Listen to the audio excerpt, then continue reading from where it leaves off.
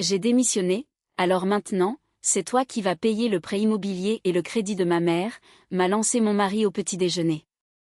J'ai posé tranquillement ma fourchette, et j'ai répondu, très bien, on va faire comme ça. Avant de commencer, je vous invite à aimer cette vidéo et à vous abonner à la chaîne. Merci, et bonne écoute. Marine Lefebvre se tenait devant sa boîte aux lettres, triant le courrier qu'elle venait de récupérer. Il y avait des factures d'électricité, une publicité pour une salle de sport, un prospectus pour une pizzeria, et une enveloppe blanche portant le logo de la banque Confiance. Elle l'a ouverte sans y prêter grande attention. C'était un avis de retard de paiement. Un crédit de 20 000 €. Emprunteur, Olivier Martin. Date de souscription, il y a 3 mois. Sa main tenant l'enveloppe retomba lentement le long de son corps. Marine relut le texte une deuxième fois, puis une troisième. C'était un crédit au nom de son mari, un emprunt dont elle ignorait absolument tout. Elle est montée à son appartement, au 7e étage, s'est dirigée vers le bureau, et a sorti un dossier du coffre-fort pour examiner les relevés de compte, les contrats de prêt, et les papiers du crédit immobilier. Il n'y avait aucune trace de ce nouveau prêt. Elle a composé le numéro d'Olivier, mais il n'a pas décroché. Elle lui a alors écrit un message, « Appelle-moi de toute urgence », puis l'a envoyé. Le statut « lu » est apparu une minute plus tard, mais aucun appel n'a suivi.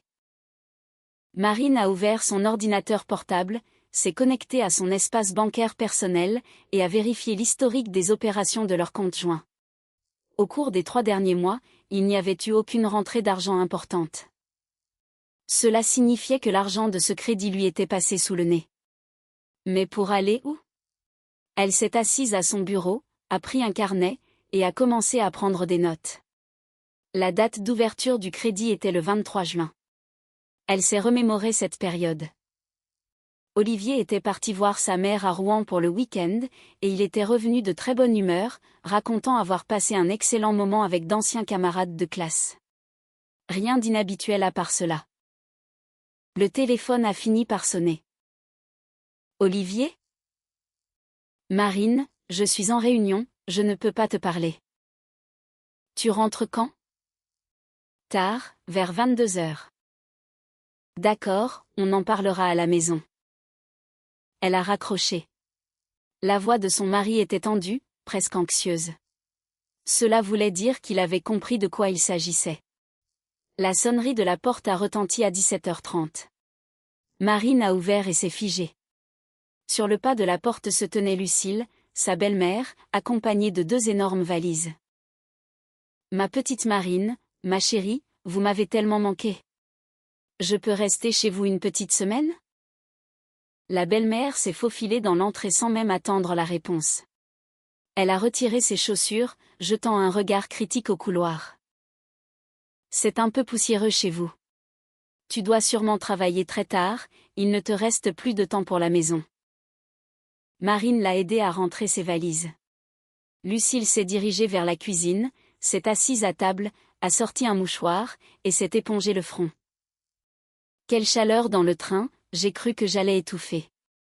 Prépare-moi un petit thé, s'il te plaît, je suis épuisée par le voyage. Marine a rempli la bouilloire, l'a allumée, tout en observant sa belle-mère. La femme était manifestement nerveuse, elle triturait le bord de son mouchoir, et jetait des regards furtifs vers son téléphone posé juste à côté. Lorsque Marine lui a servi son thé, Lucille a attrapé la tasse avec une telle précipitation qu'elle a tinté contre la soucoupe. « Olivier t'a prévenu de mon arrivée? » « Non, j'ai voulu vous faire une surprise. »« Ton fils rentre bientôt? » Il a prévenu qu'il rentrerait tard. La belle-mère a pincé les lèvres, visiblement contrariée. Elle a bu son thé, puis a fait le tour de l'appartement. « C'est tout petit chez vous. Quand on vivait avec mon Olivier dans notre 4 pièces, il y avait tellement plus d'espace. » Marine, silencieuse, a sorti un poulet du réfrigérateur, et a commencé à le préparer pour le dîner. Lucille s'est assise en face d'elle, l'observant attentivement. « Tu devrais faire des pommes de terre. Olivier adore ça, alors que toi, tu ne jures que par le riz ou les pâtes. » Olivier m'a demandé du poulet hier. Il a demandé, il a demandé. Tu le gâtes trop. Un homme doit manger ce qu'on lui sert, et ne pas faire le difficile. Marine continuait de découper la viande, sans répondre. Sa belle-mère a poursuivi. Et puis de toute façon, tu travailles beaucoup trop. Une vraie épouse devrait penser à sa famille, pas à faire carrière. Mon pauvre Olivier est tout seul à longueur de journée. Olivier travaille aussi toute la journée. Oui, mais c'est un homme, c'est normal pour eux. Une femme, elle, doit s'occuper de son foyer. Marine a allumé la plaque de cuisson, et a déposé la viande dans la poêle. Lui l'a grésillée. Lucille a soupiré, s'est levée, et est partie dans la chambre d'amis pour défaire ses bagages. Olivier est rentré à 10h30 du soir. En voyant sa mère, une expression étrange est apparue sur son visage, un mélange de soulagement et d'angoisse. Lucille s'est précipitée pour enlacer son fils, se plaignant à quel point il lui avait manqué.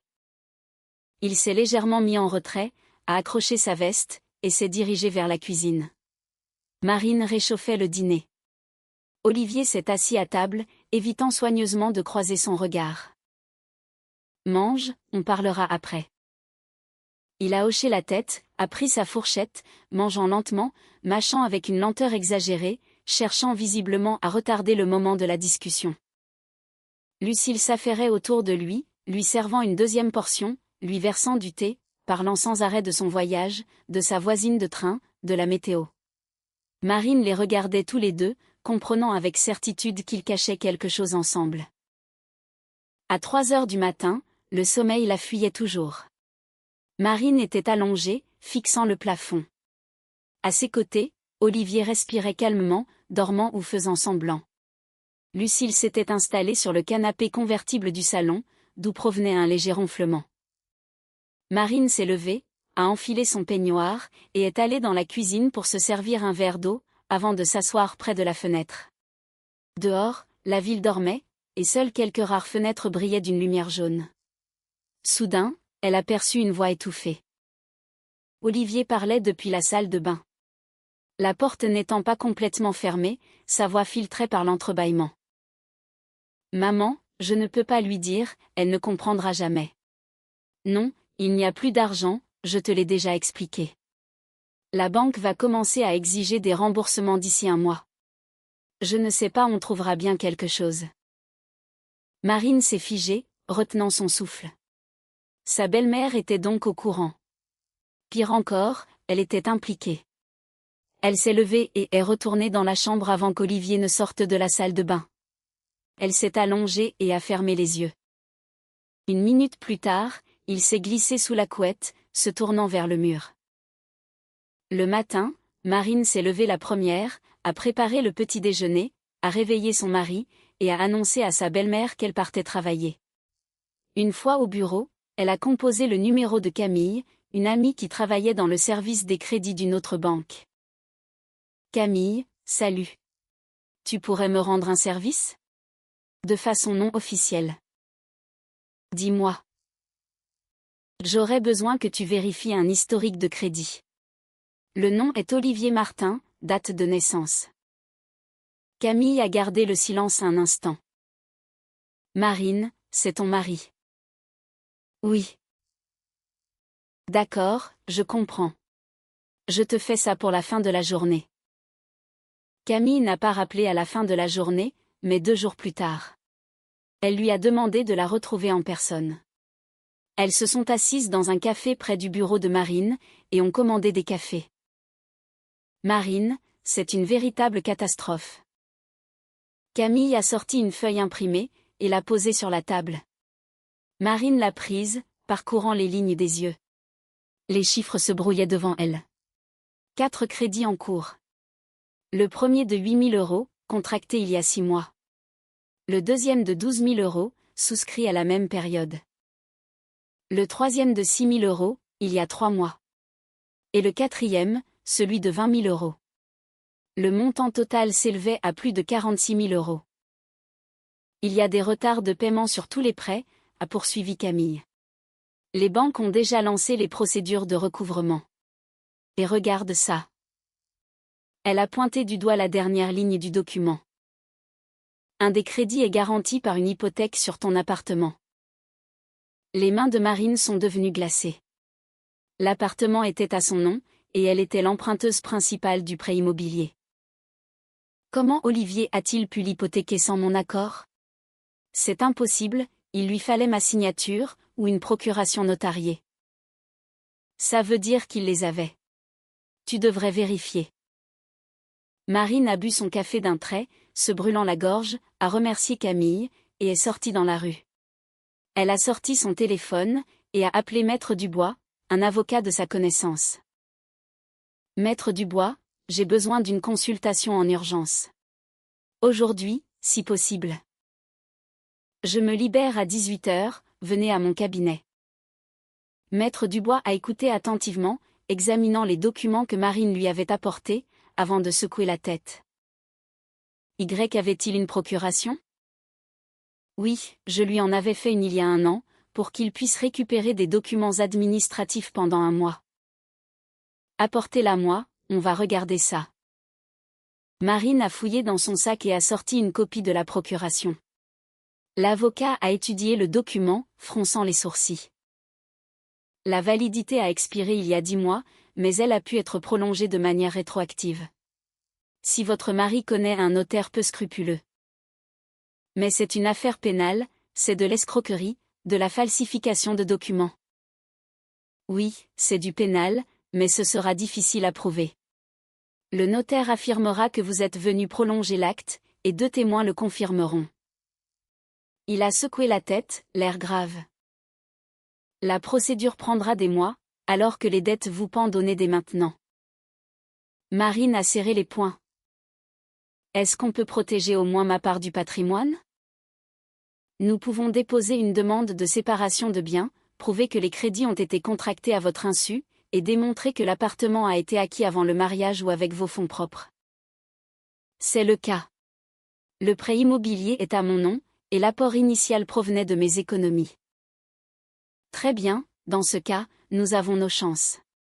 Mais il va falloir agir vite, car les banques ne dorment pas. Marine a quitté le cabinet de l'avocat à 19h30, s'est assise dans sa voiture, et a posé sa tête sur le volant. 46 000 euros. Où Olivier avait-il trouvé tout cet argent, et surtout, pourquoi faire? Elle a pris le chemin du retour. En conduisant, elle essayait de reconstituer le puzzle logique. L'argent n'avait pas servi à la famille. Il n'y avait eu aucun achat important, aucune rénovation, aucun voyage. Cela signifiait que c'était pour autre chose, ou pour quelqu'un d'autre. Elle s'est souvenue de l'arrivée soudaine de Lucille, de sa nervosité, et des mots d'Olivier au téléphone. « Maman, je ne peux pas lui dire. » Le lien était évident. À la maison, Marine a trouvé sa belle-mère seule.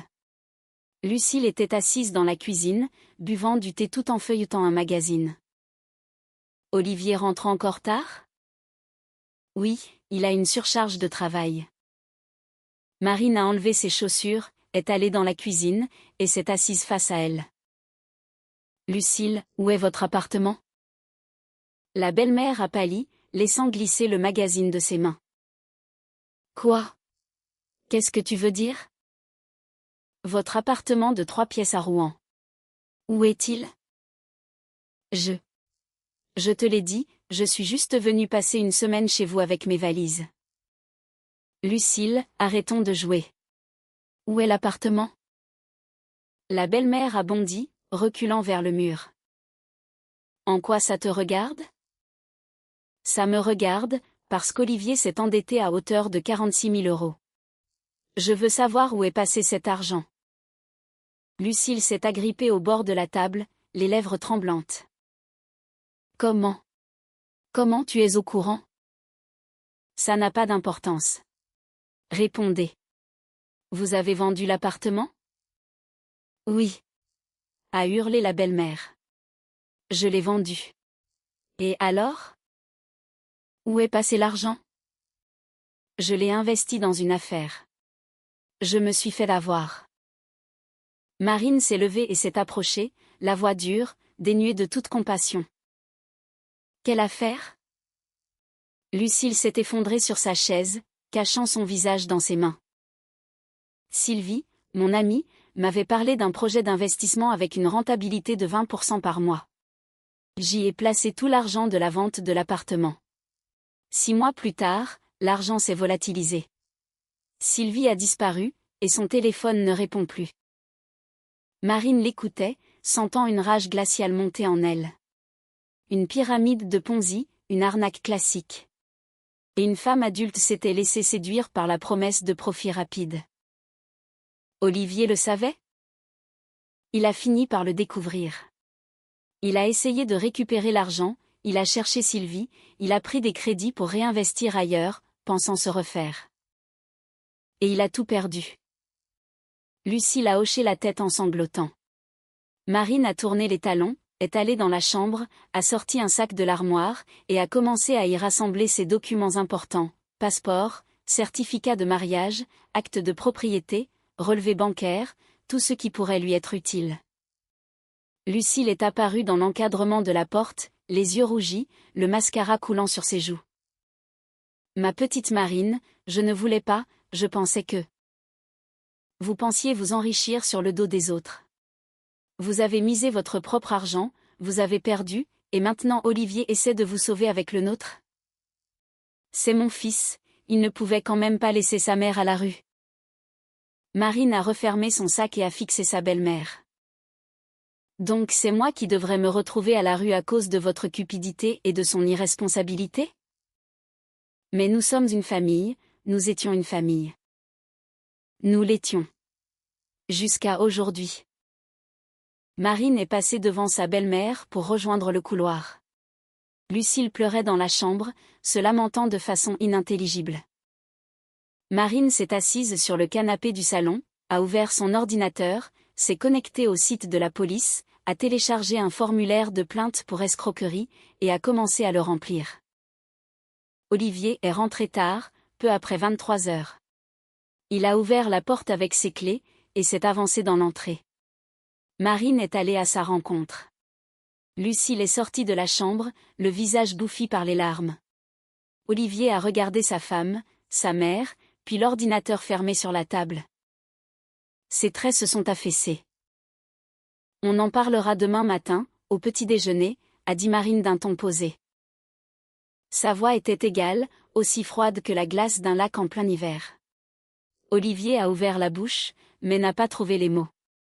Lucille a étouffé un sanglot. Ils ont échangé un regard rapide et effrayé. Marine s'est détournée, est entrée dans la chambre, a fermé la porte, et s'est allongée sur la couette sans même se déshabiller. De l'autre côté du mur, sa belle-mère pleurait doucement. Olivier a fait les 100 pas dans le couloir, puis le silence est retombé. Marine fixait l'obscurité. Demain, tout allait changer. Demain, elle lui dirait ce qu'elle aurait dû lui dire 8 ans plus tôt, lorsqu'elle l'avait sorti du surendettement pour la première fois. À l'époque, il s'était mis à genoux, jurant, plus jamais. Tu es mon pilier, j'ai compris la leçon. Il n'avait rien compris, mais maintenant, il allait comprendre. La matinée a commencé par une odeur d'œufs au plat. Marine se tenait devant la cuisinière, retournant les œufs avec une spatule. À table, Olivier et Lucille restaient silencieux. La tension qui flottait dans l'air était aussi épaisse que du brouillard. Soudain, Olivier s'est levé d'un bond, a fait quelques pas dans la cuisine, s'est arrêté près de la fenêtre, puis s'est retourné. J'ai démissionné, alors maintenant, c'est toi qui vas payer le prêt immobilier et le crédit de ma mère, a-t-il lâché. Marine s'est figée. La spatule est restée suspendue au-dessus de la poêle. 1 seconde. 2 secondes. Elle a lentement retourné le dernier œuf, a éteint la plaque, a sorti les assiettes, y a réparti le repas, les a posés devant chacun d'eux, et s'est assise à sa place. Elle a posé tranquillement sa fourchette, et a dit. Très bien, on va faire comme ça. Olivier est resté immobile près de la fenêtre, attendant la suite. Lucille s'est agrippée au bord de la table. Tu vas rassembler tes affaires et tu vas dégager de chez moi. Puisque tu es un parasite, je n'ai plus besoin de toi. Et en plus, tu as décidé que j'allais payer pour ta petite maman? Eh bien, ça ne se passera pas comme ça. Je ne suis pas un distributeur automatique. Dehors. Olivier a ouvert la bouche, l'a refermée, puis l'a rouverte, mais aucun son n'en est sorti. Lucille a bondi, renversant presque sa chaise. Comment oses-tu parler ainsi? C'est mon fils. Nous sommes une famille.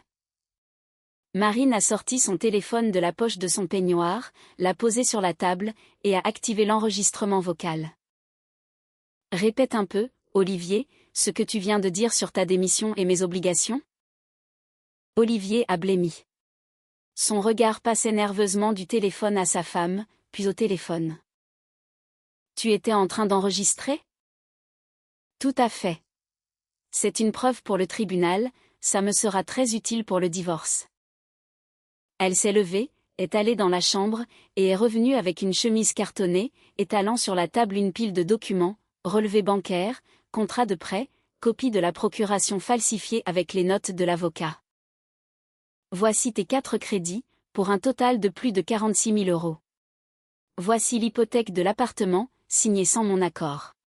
Et voici la conclusion de l'avocat sur la falsification des documents. Olivier fixait les papiers comme s'il s'agissait d'une condamnation à mort. Et ça, a ajouté Marine en sortant un dernier document, c'est une plainte pour escroquerie destinée à la police. Je ne l'ai pas encore déposée, mais je le ferai ce midi-ci, dans 3 heures, vous n'êtes pas tous les deux partis d'ici. Lucille a porté la main à son cœur.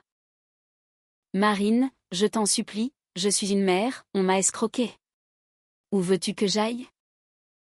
Moi, j'ai été escroquée par votre fils, mon propre mari, l'homme en qui j'avais confiance depuis 12 ans. Maintenant, débrouillez-vous. Vous avez 3 heures. Marine est allée dans la salle de bain, a fermé la porte, a fait couler l'eau, et s'est éclaboussé le visage d'eau froide. Ses mains tremblaient. Elle a serré les poings, les a rouverts, et s'est regardée dans le miroir. Son visage était pâle, cerné, ses lèvres pincées. Tiens bon, encore un peu. Une demi-heure plus tard, on a sonné à la porte. Marine est allée ouvrir. Sur le palier se tenait un homme d'une 60aine d'années, grand, le dos droit, les cheveux gris coupés très courts. Victor Martin. Elle l'a reconnu grâce à une photo qu'elle avait vue une fois chez Olivier. C'était le père, l'ex-mari de Lucille, divorcé depuis 20 ans, avec qui il n'avait presque plus de contact. Marine, je peux entrer? Elle a acquiescé et s'est effacée. Victor est entré dans le couloir, a retiré ses chaussures, et les a rangées soigneusement contre le mur. Sa posture militaire se ressentait dans chacun de ses mouvements. Arrivé dans la cuisine, il a vu son fils, son ex-femme, et les documents étalés sur la table. Il s'est arrêté, observant la scène. Lucille m'a appelé hier, en pleine nuit, pour me dire que c'était une catastrophe. Je suis venue régler ça. Lucille a étouffé un sanglot et s'est précipitée vers lui. Victor, tu dois comprendre, je ne voulais pas mal faire, on m'a trompé. Il l'a repoussé, sans brutalité mais avec fermeté, s'est approché de la table, a pris les papiers, et les a parcourus. Son visage se durcissait à chaque ligne lue, plus de 46 000 € de dettes, une procuration falsifiée, un appartement hypothéqué. Il a posé son regard sur son fils. Tu es complètement idiot ou quoi? Perdre une femme pareille. Olivier restait muet, les yeux rivés au sol. Victor s'est tourné vers son ex-femme. Tu as toujours passé ton temps à le pourrir gâter, à lui faire croire qu'il était exceptionnel et que le monde entier lui devait tout. Voilà le résultat. Ton fils est incapable d'assumer les conséquences de ses actes. Lucille pleurait de plus belle, mais il n'y a prêté aucune attention, se tournant vers Marine. Je vous présente mes excuses pour eux. Je vais vous aider à régler cette histoire. Marine a croisé les bras sur sa poitrine. Régler cette histoire comment? Je vais racheter les dettes, mais à mes conditions. Ils se sont assis à table. Victor a exposé son plan de manière aussi claire et précise qu'un rapport militaire. Je solde les 4 crédits immédiatement. Olivier devra me rembourser cette somme sur 5 ans, à hauteur de 800 € par mois. Olivier a relevé brusquement la tête. Papa, où veux-tu que je trouve 800 € par mois? Tu te débrouilleras. Tu vas te trouver un travail, et tu vas trimer. Que tu aies besoin de 2 ou 3 boulots, c'est ton problème. Victor a enchaîné. Lucille va s'installer chez moi. J'ai un appartement de 3 pièces, et une chambre est libre. Elle m'aidera pour les tâches ménagères, la cuisine, le ménage. Elle ne sera pas là en tant qu'invitée, mais pour travailler. Lucille a ouvert la bouche pour protester, mais il l'a stoppée d'un geste de la main. Vous laissez Marine tranquille. L'appartement lui revient de droit, et je l'aiderai à lever l'hypothèque via le tribunal, je connais un excellent avocat pour ça. Marine l'écoutait, cherchant où était le piège. Pourquoi faites-vous cela? Victor l'a regardé avec lourdeur. Parce que je ne veux pas que mon fils devienne un bon à rien absolu. Et c'est exactement ce qu'il deviendra si tu le jettes à la rue sans lui laisser une chance de se racheter. Les hommes à qui l'on ne donne pas de seconde chance finissent toujours par se briser. Marine a gardé le silence. À l'intérieur d'elle, c'était le chaos. 12 ans de mariage, les souvenirs du Olivier des débuts, si attentionné, si prévenant, se heurtaient à la froide réalité. Il avait trahi sa confiance, il avait menti, il avait mis toute sa vie en péril. J'ai des conditions, a-t-elle fini par dire. Victor a hoché la tête. Je vous écoute. Olivier doit trouver un travail d'ici une semaine. Il vivra seul le premier mois, en louant une chambre, pour me prouver qu'il peut être autonome. Ses finances seront sous mon contrôle strict, salaire, dépenses, tout. Lucille part avec vous aujourd'hui. Et dernière chose, au moindre faux pas, je demande le divorce, sans la moindre discussion, et sans seconde chance. Olivier l'a regardé, puis s'est tourné vers son père. J'accepte. Marine, merci. Je réparerai tout ça, je te le jure. Victor s'est levé. Lucille, fais tes valises. On s'en va. 1 heure plus tard, ils étaient partis. Au dernier moment, Lucille avait tenté de prendre Marine dans ses bras, mais celle-ci avait reculé. Victor s'était installé au volant de sa voiture ancienne mais bien entretenue, tandis que Lucille prenait place à l'arrière, pleurant dans son mouchoir. Olivier était resté. Il préparait ses affaires dans la chambre, et Marine entendait les portes des placards s'ouvrir, ainsi que le grincement de la valise. Elle était assise dans la cuisine, buvant un thé désormais froid. Olivier est apparu, un sac de sport en bandoulière. J'ai trouvé une chambre, chez Serge, tu te souviens de lui? Il me sous-loue une pièce pour 300 € par mois. Marine a hoché la tête sans lever les yeux. Marine, je te prouverai que je suis digne de toi. C'est vraiment la dernière fois que je te déçois. Elle l'a regardé, l'air lasse. On verra bien. La porte s'est refermée. Marine s'est retrouvée seule dans l'appartement vide, arpentant les pièces. Sans Olivier, sans sa belle-mère, sans le son de leur voix, l'espace lui semblait plus grand, mais aussi beaucoup plus glacial. Elle s'est assise sur le canapé, le silence pesant lourdement sur ses tympans. 12 ans de mariage venaient de s'achever en une matinée. Non, ils ne s'étaient pas achevés, ils avaient juste obtenu un sursis. Une ultime chance qu'elle n'était même pas sûre de vouloir accorder. La semaine s'est écoulée dans une étrange torpeur. Olivier l'appelait tous les jours pour lui faire un rapport détaillé. Il avait trouvé un poste de chef de chantier dans une entreprise de bâtiment, pour un salaire de 1500 €, et lui avait montré son contrat de travail via la caméra de son téléphone. Il lui envoyait des photos de son bureau, de ses collègues. Marine vérifiait tout, allant jusqu'à appeler l'entreprise en se faisant passer pour une cliente afin de s'assurer qu'un tel employé existait bien. C'était le cas. Elle contrôlait méticuleusement chaque reçu qu'il lui envoyait, le café pris sur le chemin du travail, le déjeuner à la cantine, le ticket de métro.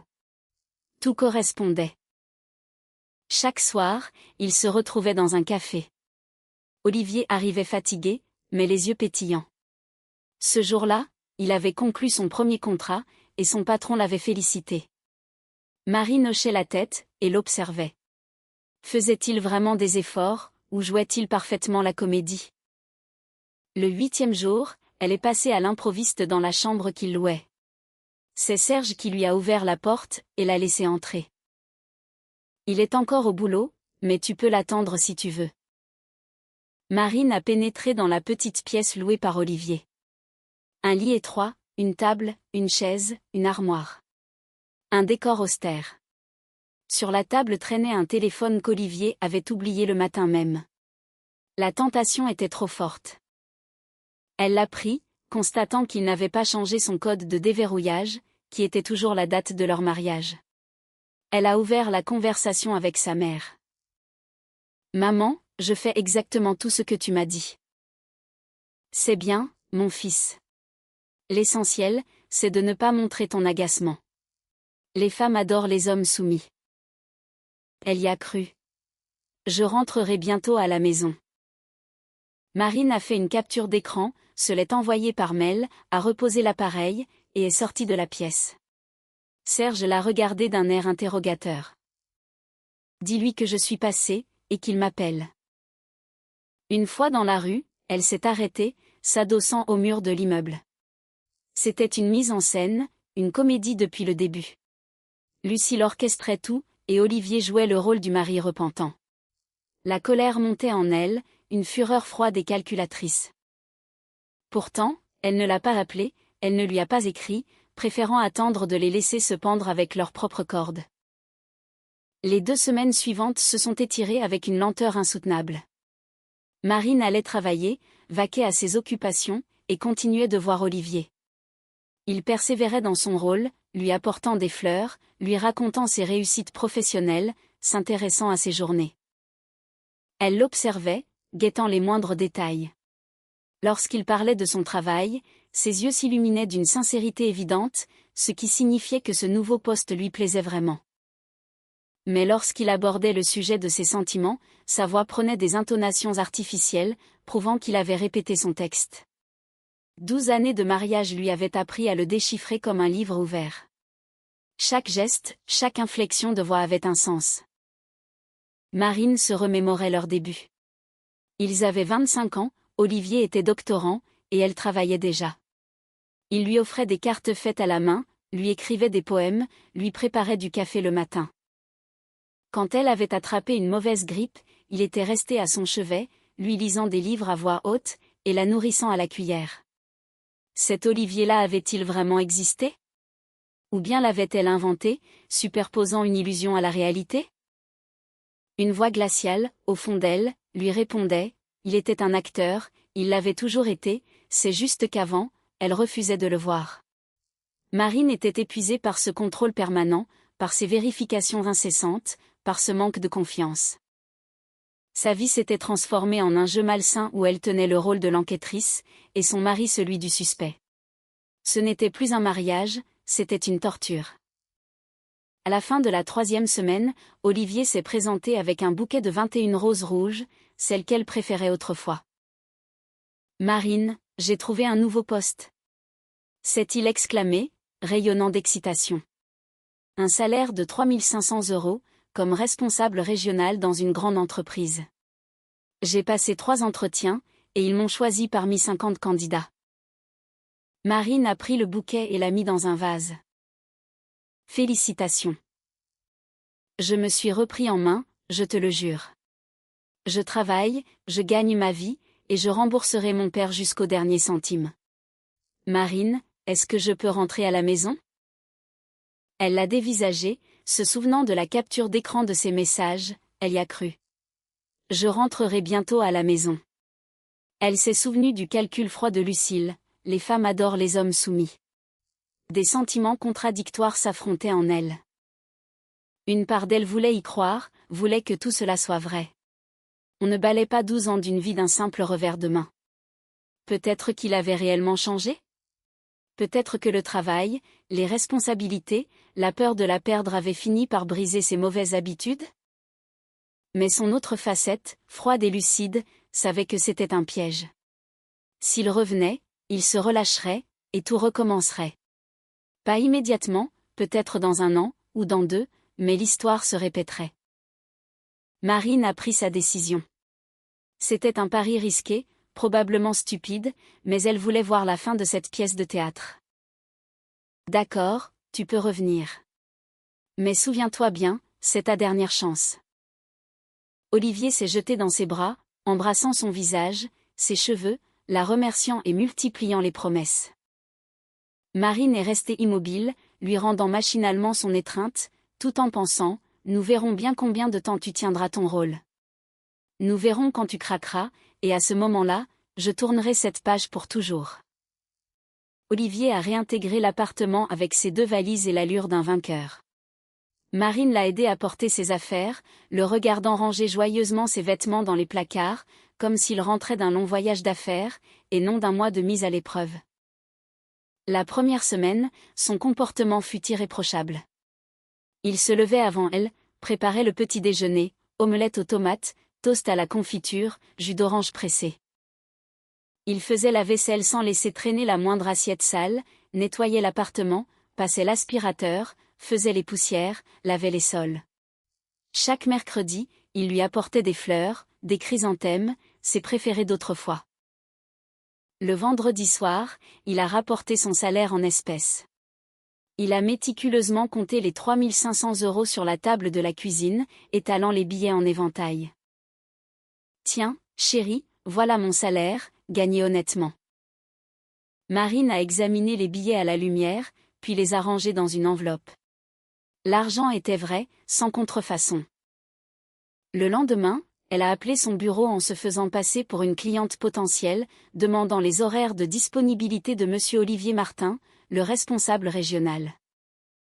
La secrétaire a confirmé qu'il travaillait bien là, que c'était un nouveau poste, et que la direction était très satisfaite de lui. Au travail, les collègues de Marine ont remarqué son changement d'attitude. « Marine, tu as l'air différente ces temps-ci, tu rayonnes. Tu t'es réconciliée avec ton mari ?» lui a demandé Anne, du service d'à côté.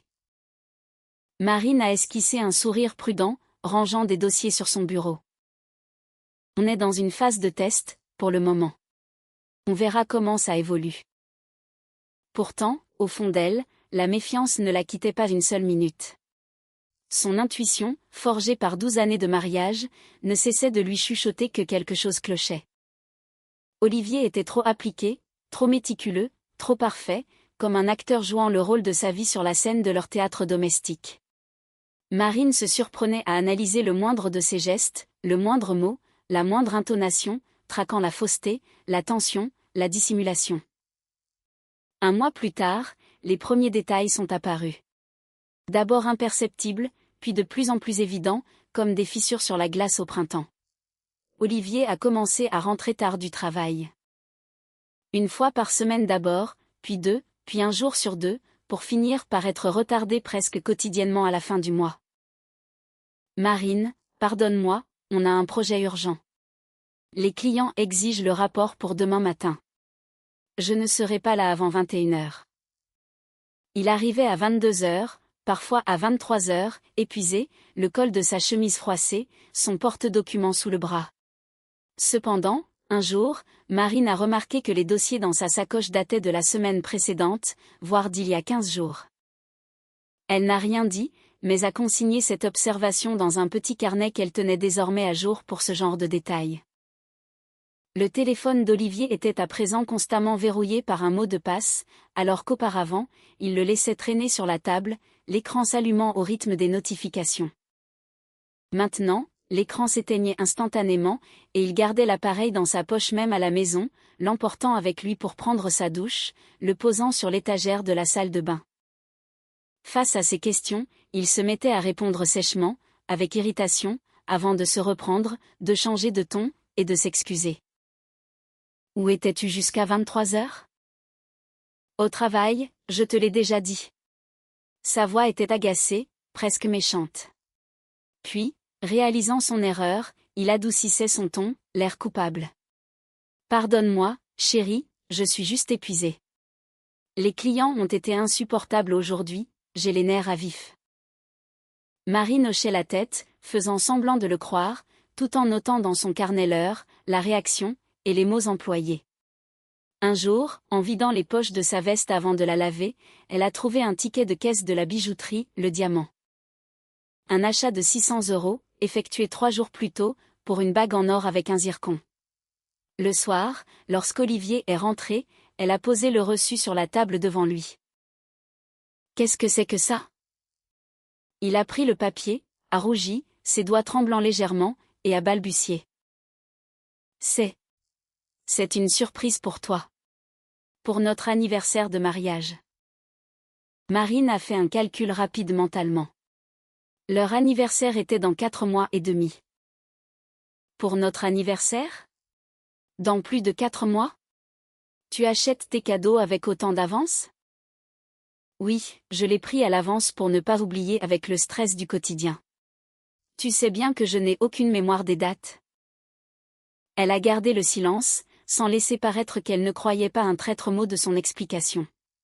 Olivier a enfoui précipitamment le ticket dans sa poche, et s'est empressé de s'enfermer dans la salle de bain. Marine est restée dans la cuisine, contemplant la vie nocturne par la fenêtre, et a activé son mode de surveillance absolue. La semaine suivante, elle a absolument tout consigné. L'heure de ses retours était notée à la minute près, son humeur évaluée sur une échelle de 1 à 10, et la durée de chaque appel téléphonique chronométrée. Olivier passait de nombreux coups de fil, mais jamais en sa présence. Il s'isolait dans la salle de bain, dans le couloir, ou sur le balcon, là où elle ne pouvait pas l'entendre, et parlait doucement, à mi-voix. Parfois, elle l'entendait rire à travers la porte close. Elle sentait qu'elle se transformait en enquêtrice sous son propre toit, en espionne traquant le moindre mouvement, la moindre parole. C'était plus épuisant que n'importe quel travail, mais il n'y avait plus de retour en arrière possible, elle devait connaître la vérité. Le mercredi matin, elle a appelé Victor, lui demandant de la rencontrer. « Victor, j'ai besoin d'un conseil. C'est pour une conversation importante. » « Bien sûr, Marine. Rendez-vous au café ce soir, à 18 h. » Elle est arrivée en avance, a commandé un thé vert sans sucre, et s'est assise près de la fenêtre. Victor a fait son apparition à 18 h pile, toujours aussi ponctuel, s'est assis face à elle, et l'a observée attentivement. « Quelque chose ne va pas. Je le vois dans vos yeux, vous ne dormez plus. » Marine serrait sa tasse à 2 mains pour se réchauffer, bien qu'il fît chaud dans le café. « Je ne sais pas, je suis peut-être paranoïaque, mais... » Elle lui a raconté les retards constants au travail, le téléphone verrouillé qui était autrefois toujours accessible, et le reçu de la bijouterie de 600 €. Victor l'écoutait, les sourcils de plus en plus froncés, creusant les rides de son front. Lucille a l'air beaucoup trop satisfaite depuis une semaine. Elle siffle le matin, elle sourit sans raison apparente, elle prépare quelque chose, je le sens au plus profond de moi. Je la connais depuis 30 ans, et elle n'est comme ça que lorsqu'elle met un plan à exécution. Marine a pris une gorgée de son thé brûlant, se brûlant la langue sans même grimacer. Qu'est-ce que je dois faire? Lui poser la question directement? Lui faire une scène? Victor est resté silencieux un long moment, puis a déclaré d'une voix lente. Laissez-moi le faire suivre pendant quelques jours. Je connais quelqu'un, un certain Michel, un ancien flic, un homme de confiance qui pourra nous aider pour une somme raisonnable. Marine a hésité longuement, le regard perdu vers les passants par la fenêtre. Accepter de le faire filer signifiait reconnaître définitivement que la confiance était morte, et que son mariage l'était aussi. Il ne restait plus que des formalités et l'attente du dénouement. D'accord, qu'il vérifie. J'ai besoin de connaître la vérité, quelle qu'elle soit. 3 jours plus tard, au petit matin, Victor l'a appelée. « Marine, venez au café. C'est urgent, j'ai des informations. » Sa voix était lourde, chargée de fatigue, et empreinte d'une tristesse palpable. Marine a planté son travail, prétextant un malaise soudain auprès de son patron, a sauté dans sa voiture, et a parcouru le trajet en 20 minutes au lieu de 40, dépassant les limites de vitesse, brûlant les feux oranges, et zigzagant entre les véhicules. Victor était assis à une table isolée, près du mur, avec une épaisse enveloppe marron posée devant lui. Marine s'est installée en face, et il a poussé l'enveloppe vers elle. « Regardez. Et préparez-vous, ce n'est pas agréable.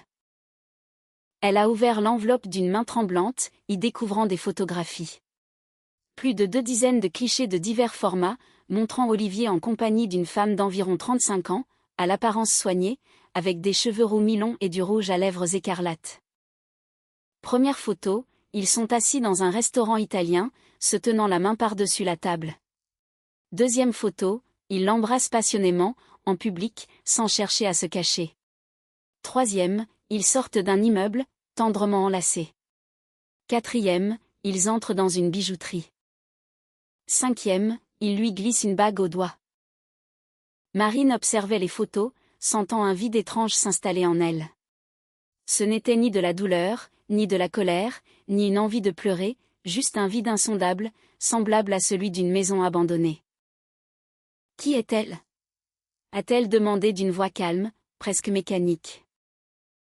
Irène Mercier, 36 ans. C'est sa collègue, il travaille dans le même service des ventes régionales. Elle a divorcé il y a 3 ans, et a 2 enfants, un garçon de 10 ans et une fille de 7 ans, a expliqué Victor en sortant une feuille dactylographiée. Olivier lui a loué un appartement il y a 1 mois et demi. Un 2 pièces de 32 mètres carrés dans un quartier dortoir, pour lequel il paie 800 € par mois, avec un bail de 6 mois. Marine a levé les yeux des photos. D'où sort-il cet argent ? De son travail. Il vous donne honnêtement les 3500 € de son salaire fixe, comme promis. Mais ses primes, ses commissions sur les ventes, et les heures supplémentaires qu'il fait le week-end, tout cela part pour sa maîtresse. D'après les calculs de Michel, Olivier gagne environ 4000 € de bonus mensuel. La moitié pour vous, l'autre moitié pour elle. Elle a soigneusement remis les photos dans l'enveloppe, en lissant les bords. Ses mains ne tremblaient plus, et sa voix était égale, dénuée de toute émotion.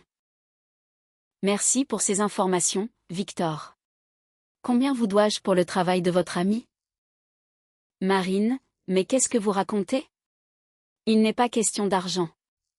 Je suis vraiment désolée que les choses tournent ainsi, j'espérais sincèrement qu'Olivier allait se ressaisir. Elle s'est levée, prenant l'enveloppe et son sac. N'ayez pas de pitié. Il vaut mieux découvrir la vérité aujourd'hui plutôt que de vivre dans l'illusion pendant 1 an, ou 5. De retour chez elle, Marine a posé méthodiquement l'enveloppe sur la table de la cuisine, s'est assise sur le canapé, et a regardé l'heure. Il était 18 h. Olivier avait promis de rentrer vers 19 h, comme il en avait pris l'habitude ces derniers temps. Elle a pris son téléphone et a composé son numéro. Il a décroché à la 3e sonnerie. « Salut chérie, il y a un problème ? Tu ne m'appelles jamais pendant mes heures de bureau. Où es-tu en ce moment ? Au travail ? Je termine un rapport pour un gros client, j'en ai encore pour 1h30 minimum. Rentre à la maison. Immédiatement. » Sa voix était aussi glaciale et détachée que la glace d'un lac en plein mois de février. Marine, je suis vraiment débordée, c'est très urgent. Immédiatement. Sinon, je viens moi-même à ton bureau et je te fais un scandale devant tous tes collègues. C'est toi qui choisis. Olivier est resté muet pendant quelques secondes, et elle pouvait entendre sa respiration lourde. Il a fini par soupirer. D'accord, je suis là dans 50 minutes. Marine a raccroché, a rangé son téléphone, puis a sorti les 24 photos de l'enveloppe, les étalant soigneusement en éventail sur la table. Elle a allumé la bouilloire, s'est préparé un thé noir bien fort sans sucre, et s'est assise, sirotant la boisson brûlante en l'attendant. Olivier a franchi la porte exactement 55 minutes plus tard. Il a ouvert avec ses clés, est entré dans le couloir, et a jeté ses chaussures sur le paillasson. Son visage était tendu, extrêmement pâle. Il avait compris qu'il s'était passé quelque chose de grave. Marine, je suis là. Qu'est-ce qui se passe ? Viens dans la cuisine. Il est entré dans la pièce, a aperçu les photos alignées sur la table, et s'est immobilisé dans l'encadrement de la porte, comme s'il venait de percuter un mur de verre. Son visage a viré au blanc cadavérique. Marine, toujours assise, sirotait son thé en le fixant avec un calme absolu. Ce n'est pas ce que tu crois, a-t-il balbutié. Pas ce que je crois? Elle a soulevé l'une des photos où ils s'embrassaient, et la lui a montrée. Et ça, c'est quoi, alors? Une séance photo pour une publicité? Marine, je peux tout expliquer, c'est très compliqué. Explique. Tu as exactement 5 minutes, a-t-elle déclaré en jetant un œil à l'horloge murale. Tu as loué un appartement pour cette Irène Mercier? Tu paies 800 € de loyer par mois, et tu lui as acheté une bague à 600 €. Depuis combien de temps ça dure? Olivier s'est laissé lourdement tomber sur la chaise en face d'elle, cachant son visage entre ses mains. Il est resté ainsi pendant quelques secondes. Depuis 2 mois, un peu plus. Marine, pardonne-moi, je ne le voulais pas. C'est elle qui est venue vers moi, qui a commencé à me parler, et on a sympathisé. C'est elle qui est venue? Marine a eu un petit rire sarcastique, plein de rancœur. Tu serais donc la victime des circonstances? Le pauvre petit Olivier, sans défense, qui s'est fait séduire par une perfide femme divorcée avec 2 enfants. Non, c'est de ma faute, je le sais. Mais tout ça ne signifie rien, Marine, crois-moi, je n'aime que toi. C'est juste une erreur, un moment d'égarement. Il est brusquement tombé à genoux, lui attrapant les mains pour les serrer à lui faire mal. Marine, je t'en supplie, pardonne-moi, c'est la dernière fois, je te le jure sur ce que j'ai de plus sacré. Je vais rompre avec elle dès aujourd'hui, je l'appelle tout de suite. Tu es la femme de ma vie, la seule et l'unique. Marine le regardait de haut, agenouillée, le visage baigné de larmes, les yeux rougis par la supplication, les mains tremblantes. Elle s'est souvenue des dettes de 46 000 €, des mensonges sur ses prétendus efforts, de la procuration falsifiée, et du message envoyé à sa mère, elle y a cru. Je rentrerai bientôt à la maison. Tout ce temps n'avait été qu'un tissu de mensonges, une mascarade depuis le tout début de leur relation. Relève-toi, Olivier. Marine, je t'en supplie, donne-moi une dernière chance. Relève-toi immédiatement, et fais tes affaires tout de suite. Il s'est péniblement remis sur ses pieds, vacillant, et s'est raccroché au dossier de la chaise. Tu ne peux pas faire ça. Ça fait 12 ans qu'on est ensemble. Je peux, et c'est ce que je fais. Dégage de chez moi. Tu as une demi-heure pour rassembler tes affaires. Olivier a tenté de l'enlacer, de la serrer contre lui, mais elle l'a repoussé violemment. Marine, réfléchis bien. 12 ans de vie commune, tu vas tout balancer pour une simple erreur de parcours? Une seule erreur? A-t-elle éclaté d'un rire nerveux, presque hystérique. Faisons les comptes, tu veux bien? Des dettes de 46 000 €. La falsification de ma procuration. L'hypothèque de mon appartement dans mon dos. La comédie de la rédemption orchestrée par ta mère. Et maintenant, l'adultère. Ce ne sont pas des erreurs, Olivier, c'est tout simplement toi, ta vraie nature.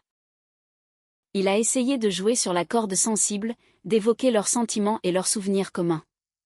Puis, réalisant brusquement que ça ne fonctionnait plus, son visage s'est déformé sous l'effet de la colère et de la haine.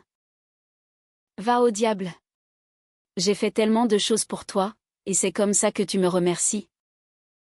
Marine s'est levée lentement, s'est approchée de lui, et l'a fixé droit dans les yeux. Que as-tu fait pour moi, exactement? Rappelle-le-moi. T'endetter pour que je doive tout éponger? Me mentir, falsifier des documents, me tromper, et louer un appartement à ta maîtresse? M'utiliser comme un simple distributeur de billets? Vas-y, fais-moi la liste de tes exploits. Olivier est resté sans voix, la respiration saccadée, les poings serrés. Fous le camp d'ici. Et cours vite rejoindre ta petite Irène. Il a tourné les talons brusquement, se dirigeant vers la chambre d'un pas rapide. Marine entendait le bruit des affaires jetées pêle-mêle dans le sac, le fracas d'objets tombant au sol, et Olivier jurant entre ses dents. 15 minutes plus tard, il est réapparu avec un sac de sport plein à craquer, et un sac en plastique froissé dans l'autre main. Il s'est arrêté dans l'entrée, et s'est retourné une dernière fois. Tu le regretteras. Tu le regretteras amèrement quand tu te retrouveras toute seule. Marine a croisé les bras. Non, Olivier. Jamais. La porte a claqué dans un fracas tel que des morceaux de plâtre sont tombés du plafond. Marine s'est retrouvée seule dans le silence assourdissant de l'appartement vide.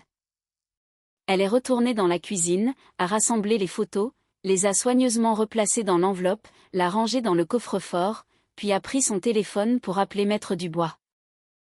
Maître Dubois, bonsoir. Je dépose ma demande de divorce dès demain matin. Préparez tous les documents nécessaires, je vous prie. La procédure de divorce s'est avérée bien plus éprouvante et épuisante que Marine ne l'avait imaginé. Olivier exigeait fermement la moitié de l'appartement, s'appuyant sur le principe des biens acquis en commun durant leurs 12 années de mariage.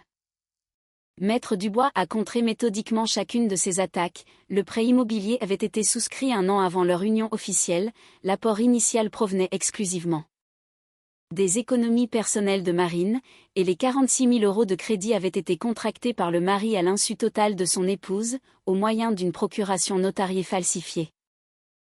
La bataille juridique s'est étalée sur 6 longs mois, 24 audiences, des dizaines de témoignages, 3 expertises indépendantes en graphologie, et des examens approfondis des comptes bancaires. De son côté, Lucille n'a pas ménagé ses efforts pour répandre des rumeurs auprès de toutes leurs connaissances et de la famille, décrivant Marine comme une carriériste sans cœur qui avait impitoyablement détruit son foyer, chassé de chez lui un mari innocent, et refusé de lui accorder la moindre chance de rédemption.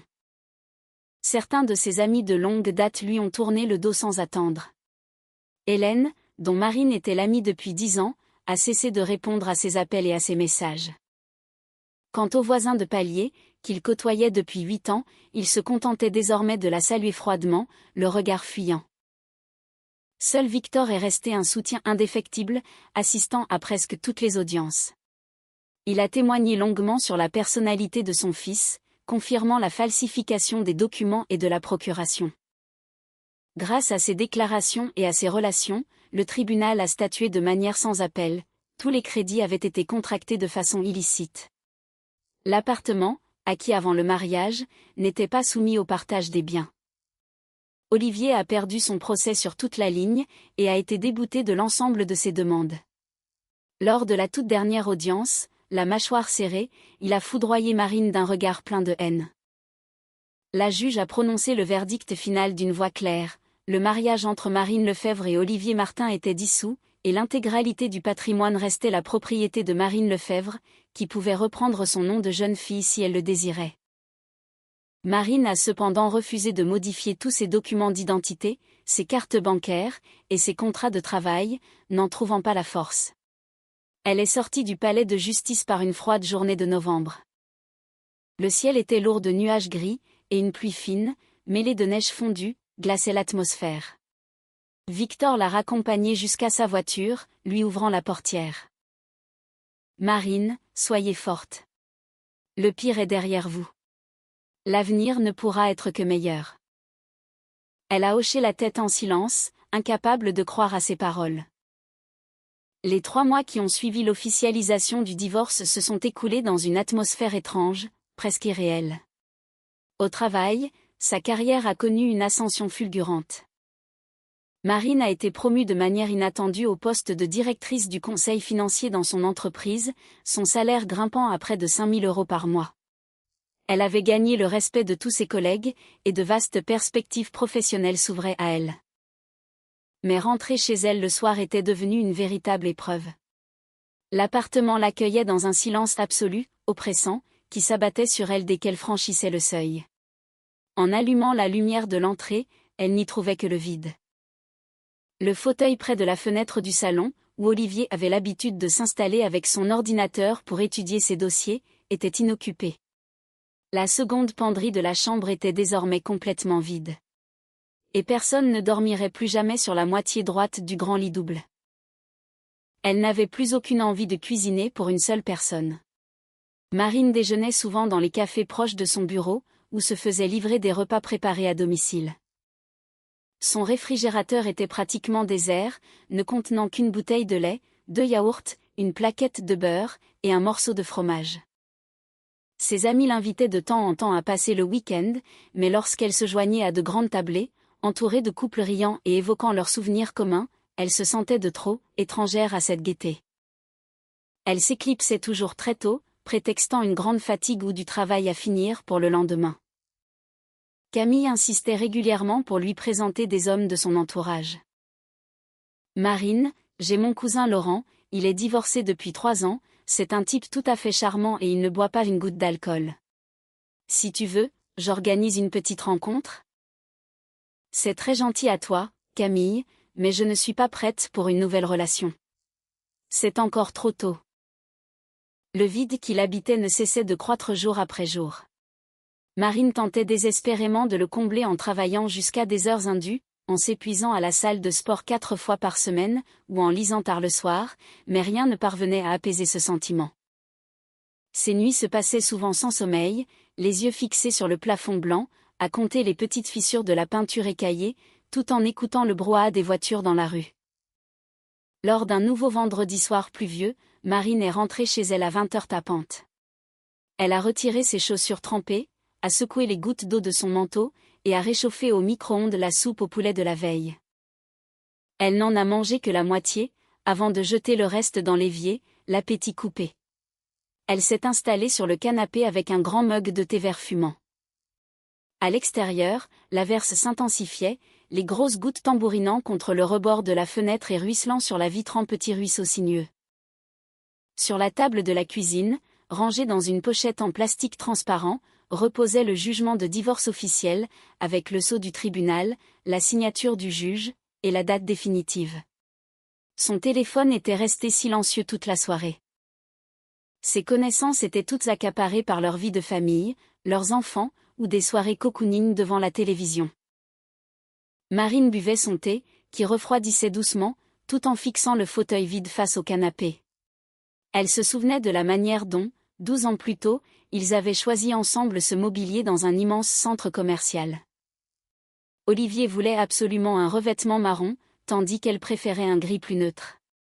Ils s'étaient disputés pendant une bonne demi-heure, finissant par rire de leur propre entêtement, et avaient finalement opté pour le gris. C'est lui qui avait cédé le premier, la prenant dans ses bras en lui glissant, quelle importance, au fond ? L'essentiel, c'est qu'on soit ensemble pour toujours. Aujourd'hui, ce fauteuil était désespérément vide, tout comme l'armoire de la chambre, tout comme la partie droite du lit. Marine a posé sa tasse sur la table basse, a sorti son téléphone de la poche de son pantalon, et a ouvert la galerie de photos. Il y avait des centaines de clichés illustrant 12 années de vie commune. Leur mariage, elle dans sa grande robe blanche, lui dans son élégant costume noir à nœuds papillons, tous deux souriant largement à l'objectif. Leurs premières vacances ensemble à Nice, bronzés, heureux, enlacés sur une plage de galets au soleil couchant. Olivier lui offrant un chiot pour son anniversaire, un petit épagnol roux aux longues oreilles, gauche et attachant, qui était mort de maladie 1 an plus tard, et qu'il n'avait jamais remplacé. Marine s'est mise à effacer les photos, l'une après l'autre, de façon méthodique, calme, sans la moindre émotion sur le visage. Son doigt glissait sur l'écran, et les images colorées de sa vie passée disparaissaient dans le néant. Le mariage, supprimé. La mère, supprimée. Les réveillons ensemble, supprimés. Les anniversaires, supprimés. Soudain, sa main s'est mise à trembler, et son doigt s'est arrêté au-dessus de l'écran, suspendu. C'était une photo où Olivier l'enlaçait tendrement par derrière, avec en toile de fond un coucher de soleil orangé éblouissant, quelque part dans la nature. Il avait 28 ans, elle en avait 25. Ils étaient jeunes, beaux, et respiraient un bonheur authentique, le genre de bonheur qu'on ne peut ni feindre, ni jouer. Que étaient devenues ces deux personnes de la photo ? Marine a longuement observé ce cliché, tentant de raviver ce sentiment d'autrefois, la légèreté de l'âme, la joie d'un nouveau matin, cette certitude absolue en l'avenir et en l'homme qui se tenait à ses côtés. Mais rien ne lui est revenu, comme si tout cela s'était déroulé dans une autre vie, avec d'autres gens, dans une réalité parallèle. Elle a fini par effacer cette dernière photo. S'extirpant difficilement du canapé, elle s'est approchée de la grande baille vitrée du salon.